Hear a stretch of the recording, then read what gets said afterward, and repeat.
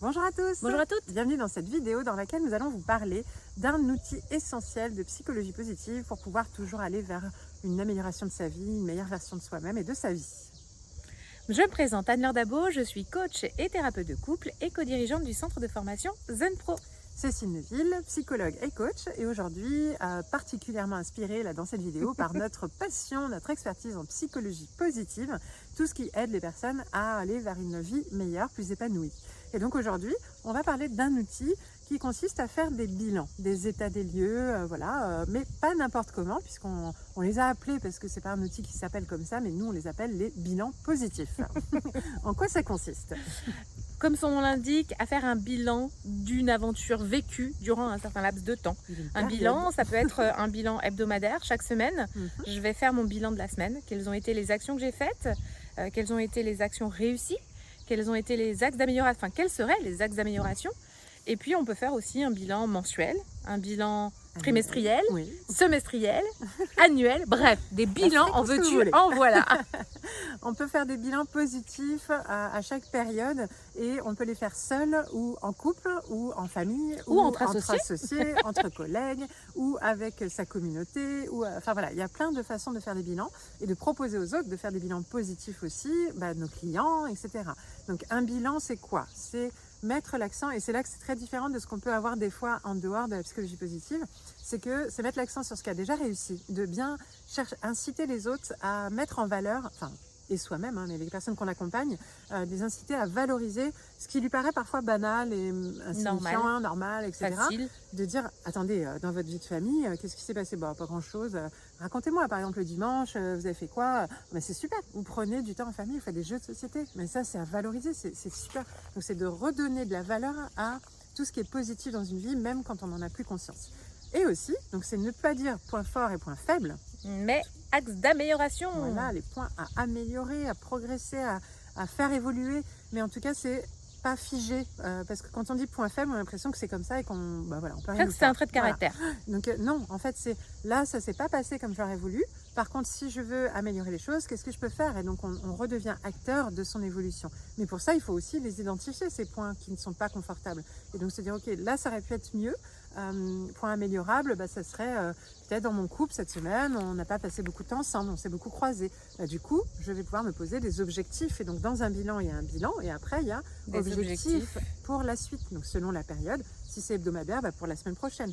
Si c'est semestriel, pour le semestre prochain. Si c'est annuel, pour l'année prochaine. Donc, c'est hyper intéressant.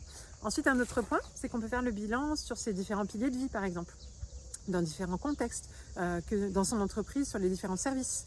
On peut le faire dans son couple, sur les différents domaines qu'on partage. On peut creuser et aller plus en profondeur sur le bilan et pas juste le premier niveau, qu'est-ce qui était bien, qu'est-ce qui n'était pas bien dans ma vie. Ce qui est déjà très bien. Et ça, on peut le faire chaque soir aussi, même on ne l'a pas dit, mais quotidiennement. Le bilan positif de la journée, les points forts et les points améliorés pour le lendemain.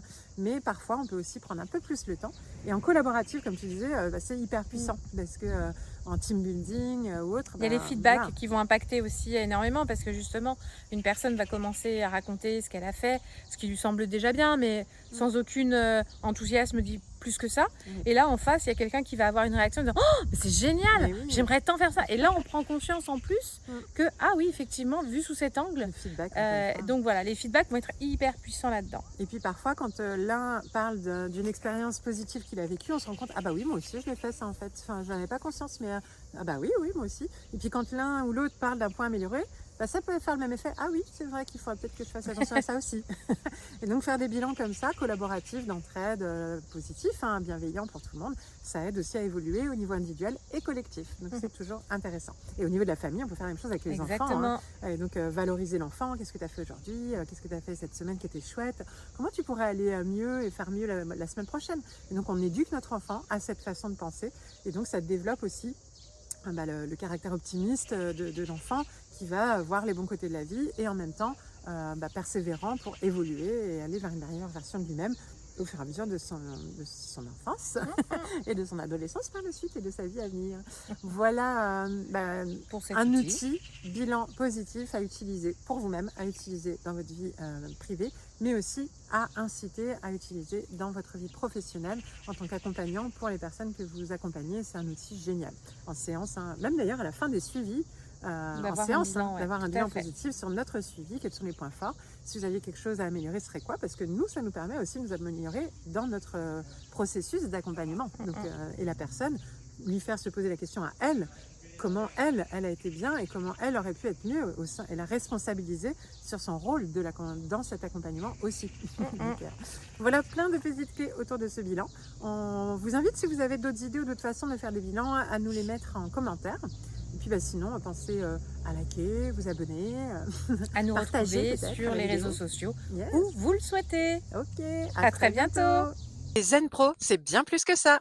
C'est aussi un centre de formation sur lequel vous allez pouvoir retrouver une formation pour devenir coach et encore des tas de formations pour découvrir des outils d'accompagnement.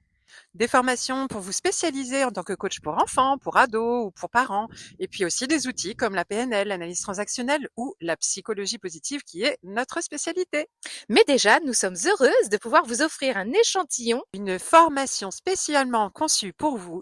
3 outils d'intelligence émotionnelle à utiliser dans le cadre de vos accompagnements individuels ou de groupe que vous allez avoir offerts et à tester rien que pour vous. Vous allez pouvoir voir si du coup nos formations vous conviennent, si le format est adapté.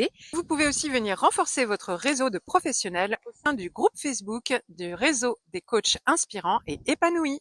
On vous dit à très bientôt. À bientôt.